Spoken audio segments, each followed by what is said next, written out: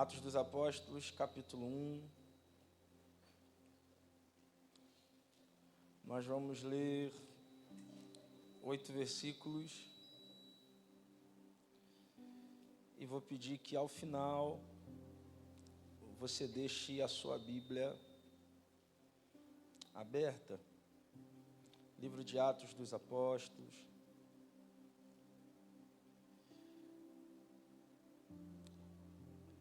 Versículo 1, capítulo 1 em diante. Quem já encontrou, diga amém. Quem ainda não encontrou, diga me espera. Te espero porque Jesus me esperou, minha irmã.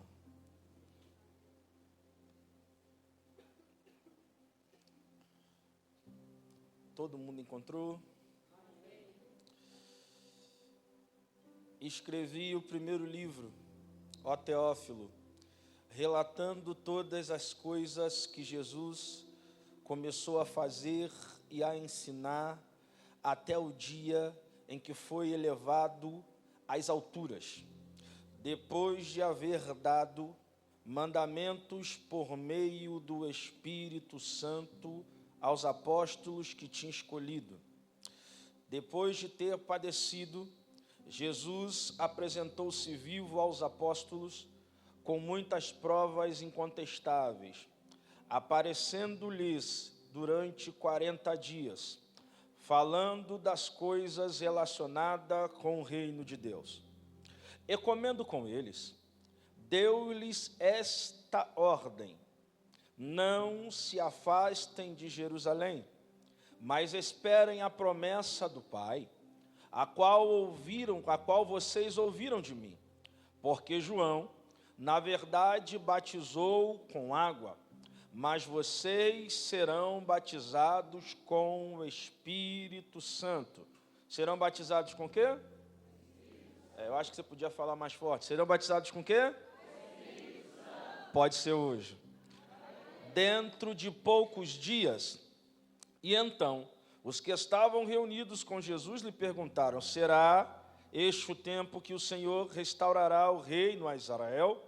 Jesus respondeu: não cabe a vós conhecer tempo, épocas, que o Pai fixou pela sua própria autoridade, mas vocês receberão poder. Receberão o quê? Poder. O quê? Poder. Então balance alguém e diga: é noite de poder. Ao descer sobre vós o Espírito Santo. Ao descer quem?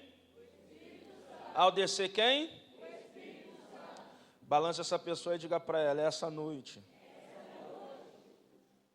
E serão minhas testemunhas em Jerusalém, como em toda a Judéia e Samaria e até os confins da terra. Você deixa sua Bíblia aberta, olhe para mim, por favor. Vai dar tempo de você comer sua pizza, viu? Eu escutei até um aleluia. Eu escutei um aleluia, irmão. E um glória, viu? Pão com pernil, você viu? Já tem um sugestivo aí, irmão. Então vamos alimentar aqui o espírito, então, primeiro. O livro que estamos é um livro que ele é escrito por Lucas. Lucas, ele tem um privilégio de ser o único gentil que escreveu 2 livros na Bíblia Sagrada. Lucas, ele não é judeu, Lucas não é hebreu, não é israelita, Lucas é grego.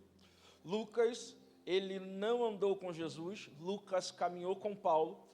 E se você pegar o seu livro, o evangelho que constitui o seu nome, é perceptível que a linguagem de Lucas, ela não se torna simplesmente uma linguagem mais apurada, mas uma linguagem mais detalhista. Lucas é uma espécie de jornalista investigativo que faz questão de abordar acontecimentos e fatos que Marcos, Mateus e João não abordam. Exemplo disso é que lá vai estar escrito, no capítulo 22, versículo 44, que estando em perfeita agonia, orava mais intensamente, e aconteceu que o seu suor se transformou como gotas de sangue caindo sobre a terra. A Bíblia tem 66 livros no seu cânon, e somente Lucas escreve isso. Outro fato que chama a atenção é que Jesus, quando vai ressuscitar a filha de Jairo, que está morta, entra no quarto Pedro, Tiago, João, o pai da menina, a mãe da menina, a menina que está morta e Jesus. A ordem de Jesus, depois que a menina, ela revive, é: não conte a ninguém. Qual é a ordem? Qual é a ordem? Então me explica uma coisa, se Lucas não estava lá, como é que ele soube?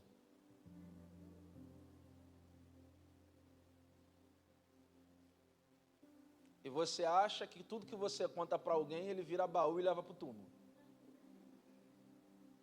Então, dentro desses detalhes, Lucas vai escrever o seu livro.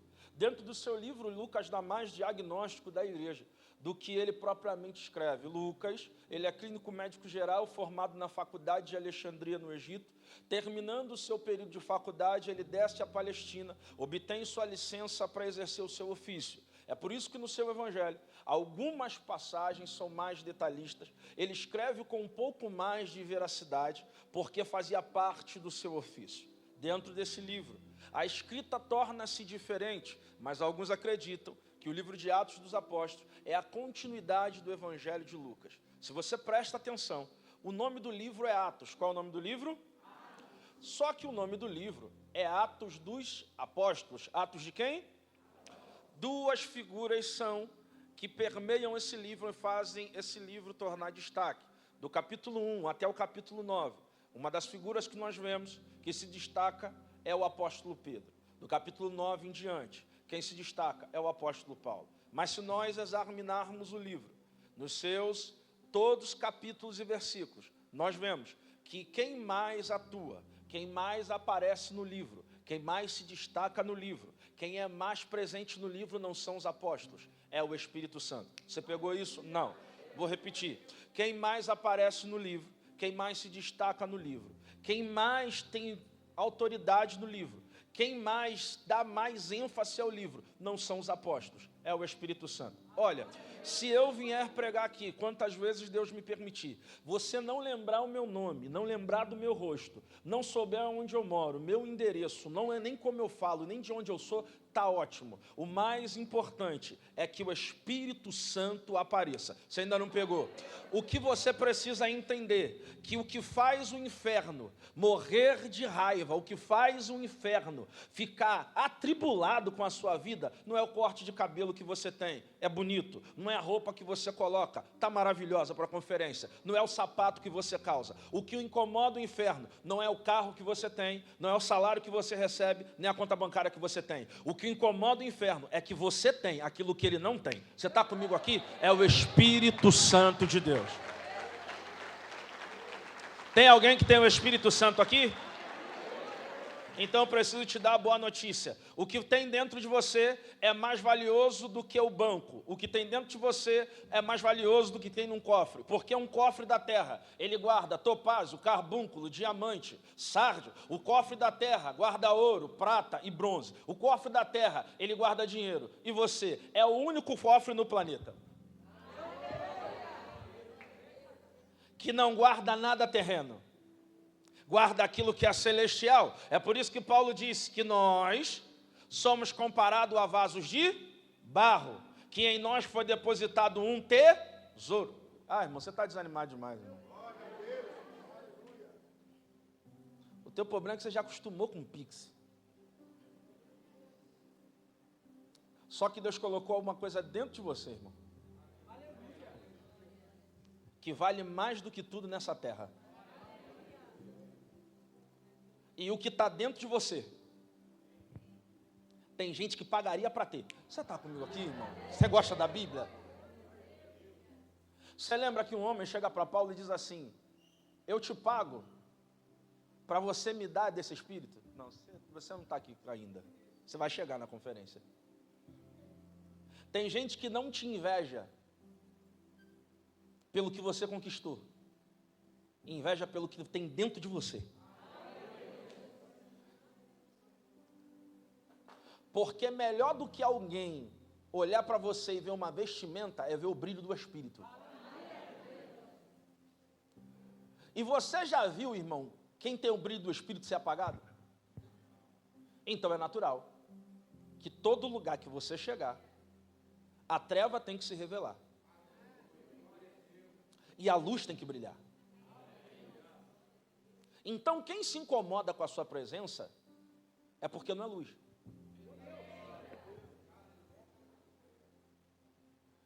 Olha, irmão, eu vou ter que falar isso aqui, antes de eu entrar nisso aqui. Aqui são 2 luminárias. A igreja está bonita, viu? É a única forma de explicar isso aqui, irmão. Foi agora, isso aqui foi um e-mail agora, do céu. Você já viu uma lâmpada acesa brigar com a outra? Por quê? Por quê? O brilho de uma está incomodando a outra? Por quê? Então você entendeu ou não? Pegou no seu espírito ou não? Quem se incomoda que você brilha, está o quê?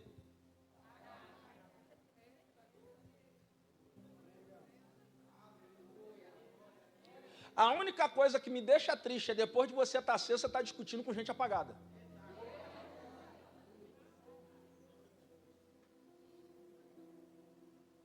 Balança alguém e fala para ele, acorda.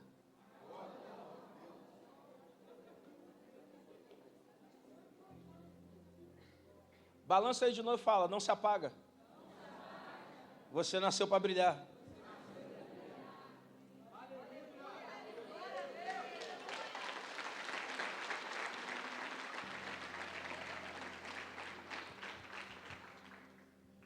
Dentro disso, Lucas dedica o seu livro para uma pessoa chamada Teófilo. Há uma discussão teológica até hoje se ele verdadeiramente é uma pessoa física. Mas o que você precisa olhar aqui para mim, não dormir, não cochilar, é que há um detalhe importantíssimo. Não é mais os evangelhos. Aqui já é o livro de Atos, ele é depois dos evangelhos. Sempre depois dos evangelhos. Depois do ato da crucificação. Depois do ato salvífico de Jesus. O que tem que acontecer pela ordem natural é cumprir-se o salmo e abra as comportas de Jerusalém, para que entre o Rei da Glória. Quem é esse o Rei da Glória? Só que se você conta o período pela linhagem teológica, calcula-se que Jesus esteve na terra 3 anos. 30... Ô, gente, o que me deu aqui agora? Espera aí, gente. Da onde que saiu 3? 33 anos. 6 meses e aproximadamente 17 dias. Eu estou falando de um filho que está longe de um pai. Quem é pai aqui? Levante a mão. Você está bem animado para ser pai. Vou perguntar de novo. Quem é pai aqui? Levante a mão. Você aguenta ficar longe do seu filho? Eu nem vou... eu não vou nem falar para Deus te enviar para lugar nenhum. Pela cara que você fez, você já não aguenta. Pela cara... Quem é a mãe aqui? Levante a mão. As mães são mais animadas, viu? Você aguenta ficar longe do seu filho? Olha, eu cheguei, acho que tem uma semana, eu fiquei 15 dias longe, irmão, de casa. E eu tenho uma pequenininha, que é mineirinha, irmão, que ela é a minha sombra, literalmente. E aí ela perguntou para mim antes de eu sair, pai, onde que você vai? Eu falei, eu vou para Moçambique, eu vou em Maputo. Ela, você vai no Maputo, pai? E você vai demorar? Eu falei, eu vou lá orar. E vou lá ajudar a dar comida para as crianças, mas eu vou voltar. Irmão, enquanto eu não cheguei, você não tem noção. Enquanto eu não cheguei, ela perguntava, não era todo dia, irmão, era toda hora. Porque não tem filho que aguente ficar longe do pai, foi? Como é que tem gente que deixa de vir para a conferência, irmão? Para ver Netflix. Sentar no sofá. Pastor, teve gente que trabalhou o dia inteiro, a semana toda. Então me diz uma coisa, irmão, quando você era do mundão, você enchia os cornos de cachaça?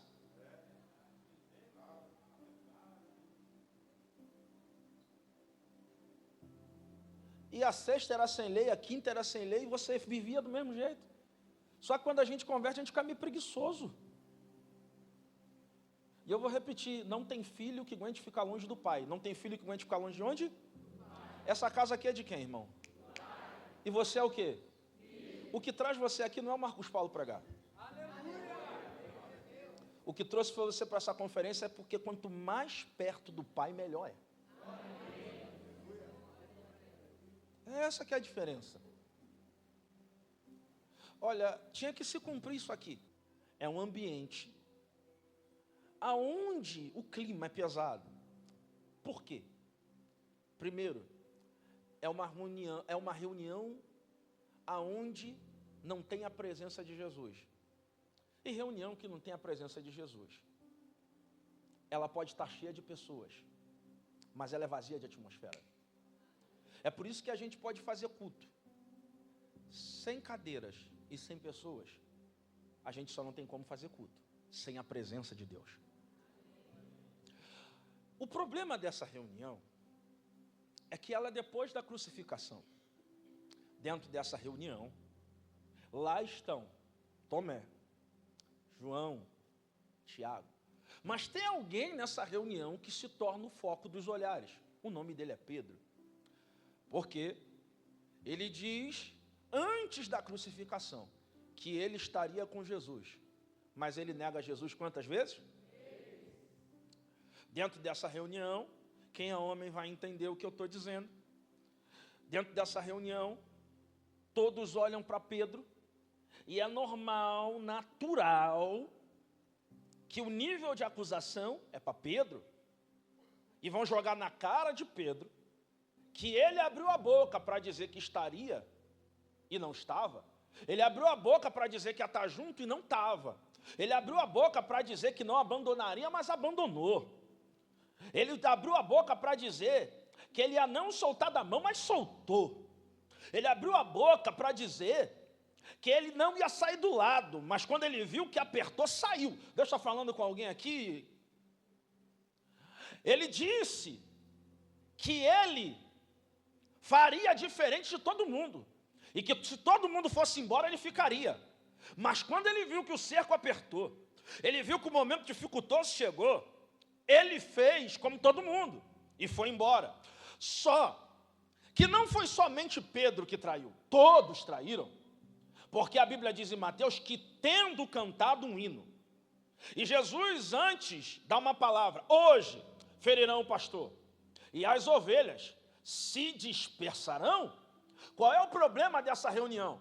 É que alguém está jogando na cara de Pedro o seguinte, você não ia disse que ia estar? Você não estava. É alguém dizendo para Pedro, você não disse que não ia largar? Largou. Você não disse que ia abandonar? Abandonou. Você disse que ia ficar e não ficou. Você disse que não sairia, mas saiu. A cabeça agora do Marcos Paulo, e a cabeça do Marcos Paulo não é a Bíblia, também não é difícil de você entender, é que lá no meio dos discípulos tem um homem que se chama Tomé. Tomé é aquele que é duvidoso, que é incrédulo. Só que Tomé, talvez no meio dessa reunião, ele vai virar e vai dizer o seguinte, olha, se ele voltar do jeito que ele falou que voltaria, se ele vier do jeito que falou que viria, que ele ia destruir o templo, ia levantar esse templo em 3 dias, e ele não estava falando do templo físico, ele estava falando do seu corpo, e ele passar por aquela porta, do jeito que ele falou, a gente vai ter que ficar quieto, e ouvir tudo que ele tem para botar para fora, tudo que ele tem para dizer, sabe por causa de quê? No momento que ele mais precisou da gente, a gente abandonou ele, mas todos os momentos que nós precisamos dele, ele nunca virou as costas. Deus já está falando com alguém aqui. No momento que mais ele contava com a gente dispersou. Mas em todos os momentos de tempestade, ele estava lá. No momento que ele achava que a gente ia ser a mão que segura, a gente foi a mão que largou. Mas em todos os momentos que a gente passou nesses 33 anos, e nesses 3 anos específicos de ministério, ele não largou da gente 1 minuto. Desde quando ele tirou vocês de trás da rede, desde quando ele fez o convite para a gente, não passamos fome. Você está aqui ou não? Não nos deixou na tempestade, não abandonou a gente quando o vento era contrário, não abandonou a gente em momento algum, mas no momento que ele precisava, a gente fez isso. Parece com a gente ou não? Deu silêncio, gente? Parece com a gente ou não? Só que Jesus está caminhando porque ele já sabe qual é o ambiente que está lá dentro. E ele vai caminhando do lado de fora. O que Jesus está indo para aquele ambiente, já sabeu tudo o que está acontecendo porque ele é onipresente. Ele também é onisciente. Ele também é onipotente. E a última imagem que os discípulos têm de Jesus é uma imagem traumática. Eles vão ver Jesus ser esbofeteado, eles vão ver Jesus sofrer escárnio, eles vão ver Jesus ser chicoteado, eles vão ver Jesus ser crucificado. A imagem é traumática. E Jesus está chegando nessa reunião sabendo tudo do que está acontecendo. Só que quando a gente pega o versículo 3 do capítulo 1, diz que ele chega a esse lugar e ele vai dar mandamentos por intermédio do Espírito Santo. Por intermédio de quem? Por intermédio de quem? Então, esses 3 dias de conferência não é para o Espírito te perguntar. É o que o Espírito quer te ensinar. A única diferença na sua vida nessa conferência não é se você vem. É se você pratica o que vai aprender. Quem já estudou aqui, irmão? Ninguém estudou não, gente? Vocês já nasceram tudo inteligente assim mesmo? Vocês estudaram? Vamos ver se você é crente mesmo. Quem era da turminha da bolinha de papel? Da turminha da bolinha de papel na escola? É aquele pessoal que sentava lá atrás, que não tinha nada, nada com a hora do Brasil. Batia papo o tempo todo. Eu era desse pessoal. E eu tenho certeza que você era igual a mim. Seu caderno também só ia para casa branco. Muito mal a data do dia. E quando chegava em casa, alguém perguntou: você foi para a escola? Fui. Cadê o trabalho?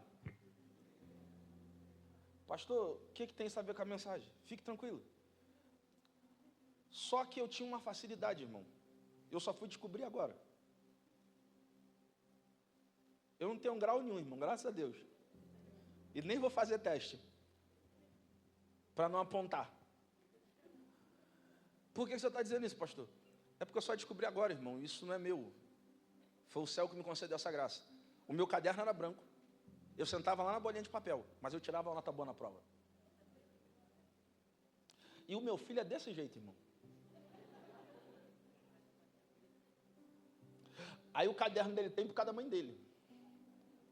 O meu filho ele tem 1,80 m, irmão. Ele tem 14 anos, é maior que eu. E aí quando eu cheguei, ele esteve aqui no culto.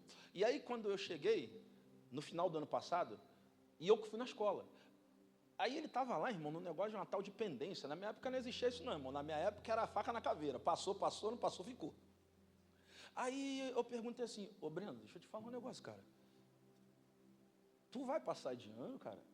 Aí ele: olha, eu não sei, mas Deus vai me passar.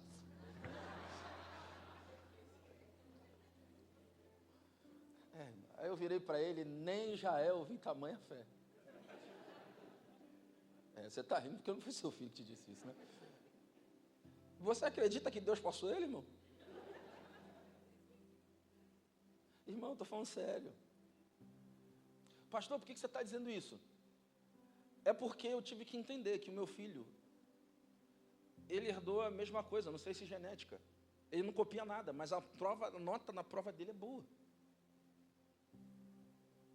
Porque o praticar dele, o ensinar dele, não está no escrever, está no ouvir. E o que a Bíblia diz? A fé vem por onde? Ouvir o quê? Cara, essa conferência, ela só vai mudar a sua vida, não é se você ouvir, é se você praticar. É por isso que Jesus entrou nessa reunião. Para quê? Para ensinar. Através de quem? Através de quem? E eu nunca vi professor melhor do que o Espírito Santo. Me desculpe se tiver algum professor aqui, viu? Eu respeito sua profissão.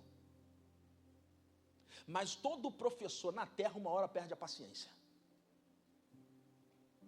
Mas o Espírito Santo é um professor, irmão, que mesmo você fazendo errado, mesmo eu fazendo errado, ele tem a paciência de esperar a gente enxergar o que ele está mostrando para acertar. Jesus entra nessa reunião, ele sabe o que está acontecendo, e dentro disso, é agora que aquilo que Tomé de repente disso vai acontecer. Jesus tem todos os motivos para entrar nessa reunião, e nessa reunião dizer assim: olha, eu precisei de vocês, me abandonaram, eu precisei de vocês, viraram as costas, eu precisei de vocês, vocês não estavam. Ele tem todos os motivos para dizer o seguinte: cuidei de vocês, discipulei vocês, eu abri mão da minha vida por causa de vocês, eu coloquei a minha vida a prêmio por causa de vocês, eu fiz tudo por causa de vocês. Na hora que eu precisei de vocês, vocês não fizeram nada por mim. Quem é líder aqui, levante a mão. Que esse ânimo que você levantou, eu entendi tudo. Quem é líder aqui, levante a mão. Isso vai acontecer com você. Porque faz parte da vida de uma liderança. Você vai tirar sua roupa do corpo, você vai doar sua vida, e na hora que você precisar, na hora que você contar que está lá, não vai estar lá. Mas isso não atrapalha quem você é. Porque você não faz pela troca, você faz pela essência. Você está aqui, irmão? Aí o que Jesus fez? Ele começou a falar 40 dias. Quantos dias, irmão? Sobre o reino de Deus. Sobre quem? Espera aí, irmão. Quem gosta de conversar aqui, levanta a mão. Quem gosta? Bater papo. Quem gosta de bater um papo? O pastor não está vendo não, pode levantar a mão. Você gosta de bater papo, irmão? Eu gosto de bater papo quando a churrasqueira está acesa. Ô, lugar bom. Aí você bota lá um contrafilé, uma picanha, aí o papo fica até melhor, não fica, irmão? Só que Jesus está 40 dias. Quantos dias? Olha, eu vou te contar uma coisa, você pode duvidar. Mas o máximo que eu consegui foi ficar 3 dias e 3 noites estudando, direto. Foi o que eu consegui. Ele ficou 40 dias. Quantos dias? Só que, talvez para você entender isso, não é sobre dormir. É sobre ele estar 40 dias falando só das coisas de cima e não das coisas de baixo. Foi?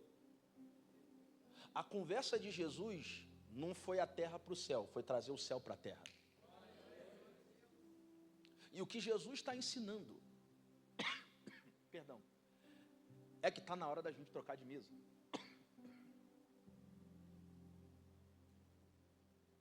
Está na hora de você sair das mesas da terra e começar a sentar nas mesas do céu. Mesa da terra só fala coisa da terra. Mesa do céu só fala do céu. Sabe por que tem gente na igreja que não prospera? Sabe por que tem gente na igreja que não rompe? Sabe por que tem gente na igreja que não consegue ter uma virada de vida? Não é porque não trabalha, não é porque não oferta, não é porque não devolve dízimo, não é por causa de nada disso. É por causa da mesa que senta. A mesa que você senta, ela diz a vida que você vive. E a mesa que você senta diz o que você vai viver. Porque a mesa que você senta é a mesa que te orienta. A mesa que você senta é a mesa que te alimenta. Peraí, irmão, eu estou numa conferência do Espírito Santo. E eu estou falando que a reunião, quando começou, só tinha homens. Só tinha o quê? Aí Jesus levou quem para a reunião? O Espírito Santo. Quem é que Jesus levou para a reunião? Eu nunca vi reunião do Espírito Santo ser ruim, irmão. É por isso que esse culto não volta nunca mais. Ano que vem vai ter a mesma data, 19 de setembro. Vai ser a mesma hora, só que o ano já é outro. Pode ter outra conferência, que bom que tenha. Mas o pregador também pode ser outro. A única diferença é que você precisa entender que esse dia é único. Eu estou falando que Jesus já sabia o que estava acontecendo. Vou te explicar por que Jesus fez isso. Jesus chegou lá, não acusou Pedro, não falou de Mateus. Jesus chegou lá, não falou de Tomé. Jesus não falou de Tiago, não falou de João, não falou de ninguém. Ele sentou todo mundo na mesa. Sentou aonde? Pastor, você precisa me provar que ele sentou todo mundo na mesa. Ele sentou todo mundo na mesa porque o texto diz que ele sentou e teve comunhão com eles. Teve o quê? Se tem uma coisa que Jesus gosta é comunhão. Uma coisa que Jesus gosta é o quê? Uma coisa que Jesus gosta é o quê? Desculpe, irmão, o problema não é a igreja, o problema é que você não quer comunhão com ninguém. E todo mundo que anda para a igreja não quer comunhão com ninguém, daqui a pouco está na rede social. Porque a rede social é um veículo que agora deu voz para quem não tinha. E aí daqui a pouco vai embora da igreja dizendo: a igreja não me abraçou, a igreja não me acolheu, a igreja não cuidou de mim, o pastor não olhou para mim, as irmãs não me acolheram, as irmãs não me visitaram, as irmãs não me mandou zap. Claro, irmão, não tem como. Cabo culto você sai igual uma bala, cabo culto você sai igual uma flecha, você não cumprimenta ninguém, você chega no banco, senta, nem para dar um abraço ninguém você dá. Quando acaba o culto ninguém te vê, tudo que tem da igreja você não participa, tudo que tem da igreja você não vem, tudo que tem da igreja você faz questão de não estar. Então não é a igreja que não quer você, é você que não quer a igreja. Eu não vim pregar preocupado com o auditório, nem com o público. Eu vim pregar à luz da Bíblia. Então uma coisa que o céu preserva e Jesus gosta, chama-se comunhão. Qual é o problema? O problema não é a igreja, o problema é a gente.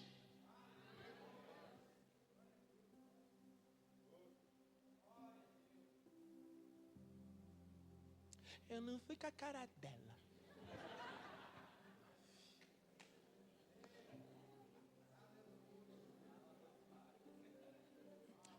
Metida.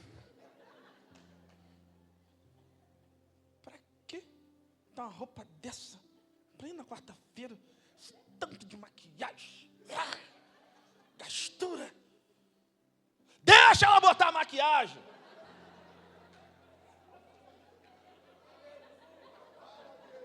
Deixa ela botar o raio do salto que ela quiser. Deixa ela botar o vestido. Parece até que vai para um casamento, a festa de 15 anos, um culto de quarta. A gente vê assim, de chinelinho, e vem ela, patroa. Deixa!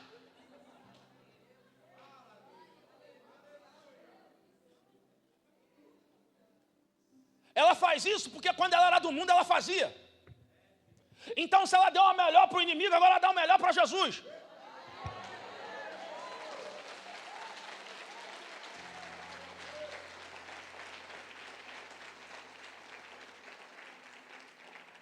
Não foi com a cara dele.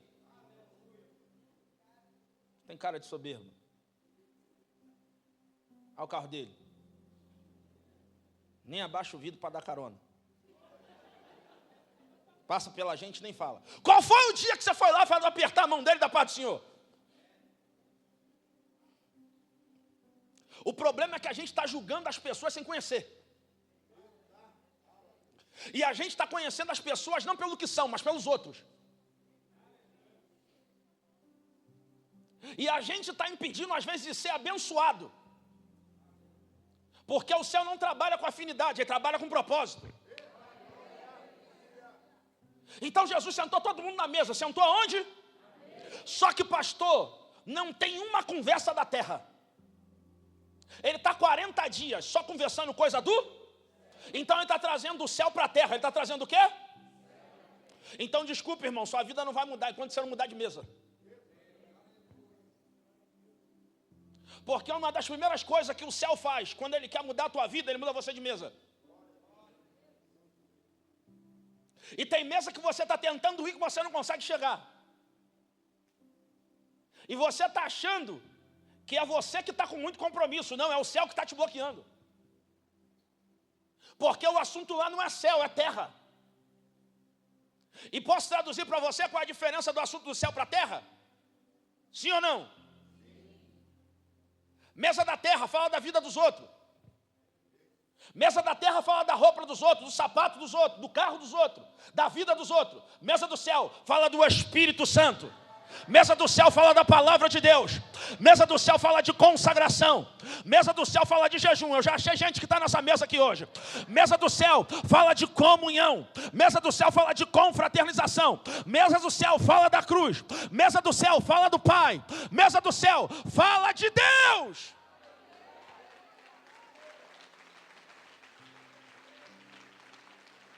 Eu estou caminhando para o fim, mas você vai balançar pelo menos 2 ou 3 e falar para ele: aproveita hoje. Não deixa o ano virar. E faz uma virada de mesa.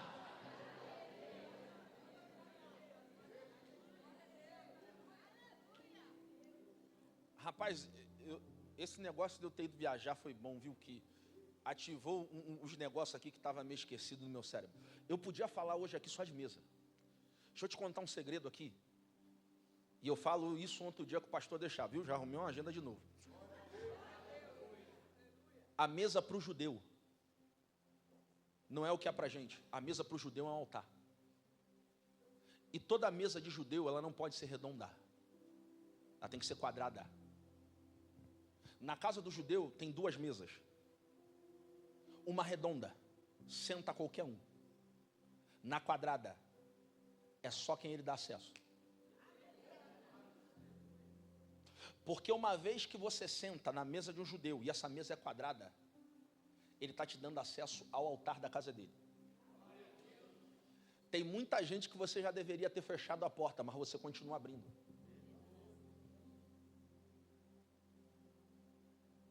Tem muita gente que não deveria mais entrar, mas você ainda convida. Você não conhece ninguém pela rede social nem pelo sorriso. Você só conhece quando senta na... Jesus faz uma mesa, senta todo mundo, não fala nada daqui de baixo, ele só fala as coisas lá de cima, porque o que Jesus está querendo ensinar para os discípulos é, quando vocês sentarem na mesa e começar o assunto daqui de baixo, revolucionem a mesa e começa os assuntos lá de cima. Você entendeu quem você é? Você pode sentar em qualquer mesa, mas quando você abrir a sua boca tem que ter assunto lá de cima. Pastor, por que Jesus está ali? Jesus está ali porque Jesus precisa curar um trauma na vida dos discípulos. Ele precisa curar a cabeça deles. Que isso, pastor? Olha, a psicologia diz que todo ser humano, ele no seu cérebro é dividido por janelas. Existe uma janela, que eles chamam de janela neutra. É nessa janela, no cérebro humano, que são armazenados endereços, dados e números. Essa é a janela que você coça a cabeça quando esqueceu o número do endereço, o número do telefone. Eu não sei se ajuda, mas coça a cabeça e você fala assim, eu sei qual é, eu sei qual é, eu sei qual é, eu sei qual é. Aí você vai coçando mais, você dá uma batida assim, às vezes você fala assim, não está aqui, mas não quer sair. A segunda janela, a psicologia chama de janela light. Essa janela é a janela que você tem e é armazenada as memórias boas da vida, as lembranças boas da vida, a serenidade da vida. Para traduzir para você, essa é a janela que você, cristão, lembra. O dia que você levantou a mão, o dia que desceu as águas batismais, o dia que o Espírito Santo veio na sua vida, o dia que você entrou no discipulado, o tempo que você fez de evangelho. É essa janela, é chamada de janela boa. A última janela é chamada de janela killer.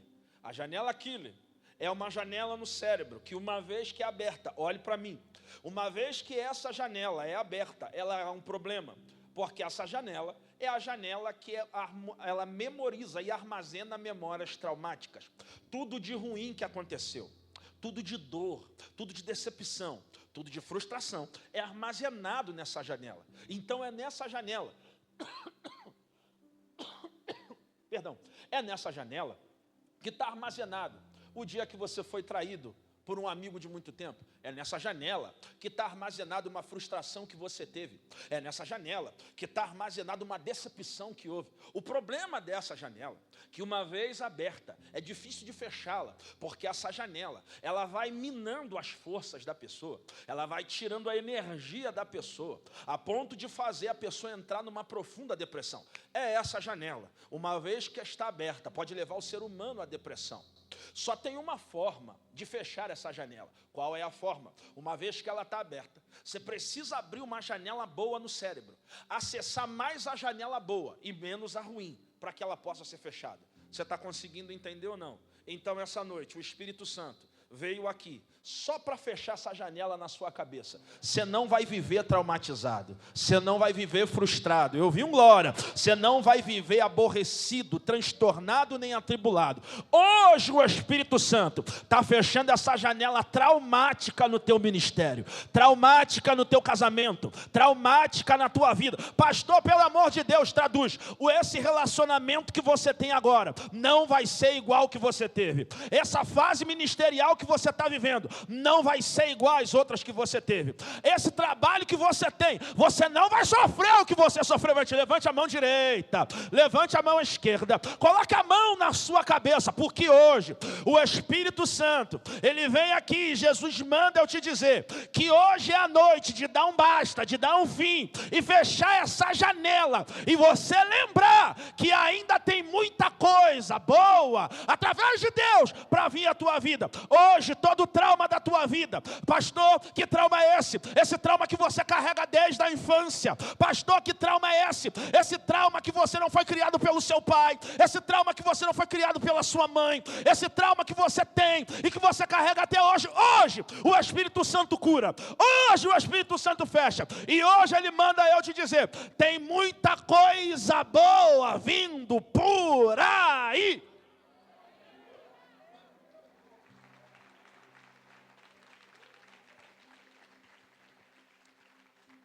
Jesus é inteligente ou não é? Jesus é inteligente ou não é? Sim ou não? Jesus sentou todo mundo. Não brigou com ninguém. Como diz a linguagem do mineiro. Meu Deus do céu, gente. É impedimento. Nem tossi não estava. Jesus não xingou ninguém. Ele sentou todo mundo para curar o trauma. Por quê, pastor? Porque logo agora ele vai dizer assim: vós fois batizado com água, mas vocês serão batizados com o Espírito. Serão batizados com o Espírito? É disso aqui que eu gosto. A palavra batizar aqui no grego é baptizo, que significa mergulhar. Significa o quê? Então, pastor Vinícius, o que Jesus está dizendo é: João mergulhou vocês na água, mas eu vou mergulhar vocês no meu Levante a mão aí, em nome de Jesus. Essa noite, você não sai daqui sem mergulhar na presença do Espírito. Tem gente que já está mergulhando. Essa noite, você não sai daqui sem sentir o poder do Espírito. Essa noite, eu não vou colocar a mão em você, porque o Espírito vai mergulhar você. E quanto mais você mergulhar no Espírito, vai ter menos de você e mais dele. Eu vou repetir. Quanto mais você mergulhar no Espírito, submergir no Espírito, vai ter muito mais dele e menos de você. É por isso que quando você chegar em casa, é por isso que quando você chegar naquele trabalho, alguém vai dizer, tem alguma coisa diferente. Não é a roupa, não é o penteado, não é o cabelo, não é a maquiagem. É porque tem mais do Espírito e menos de você. É por isso que quem não veio hoje, vier na conferência amanhã, vai olhar para você e vai dizer, tem alguma coisa diferente. Aí você vai dizer, é porque tem mais do Espírito e menos de você. É por isso que você vai entender que até esse final de ano, Deus vai fazer muita coisa, Deus vai realizar muita coisa, porque vai ter mais do Espírito e menos de você. Se prepara para depois dessa conferência, Deus te usar de forma extraordinária. Por que, Marcos Paulo? Porque vai ter muito mais do Espírito e menos de você. Você está animado como eu estou, irmão? Espera aí que você precisa compreender que aquilo que era uma reunião já virou culto.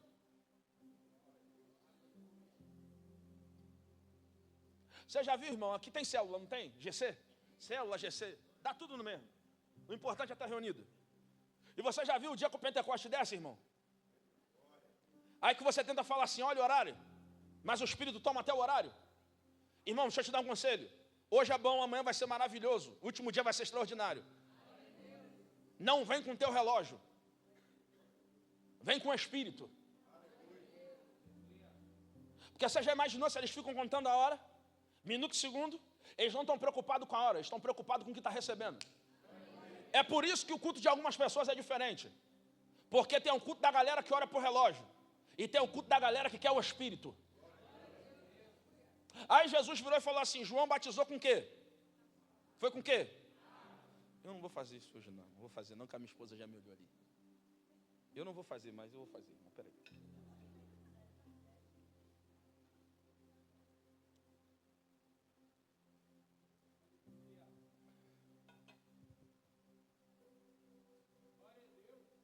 João batizou com o quê?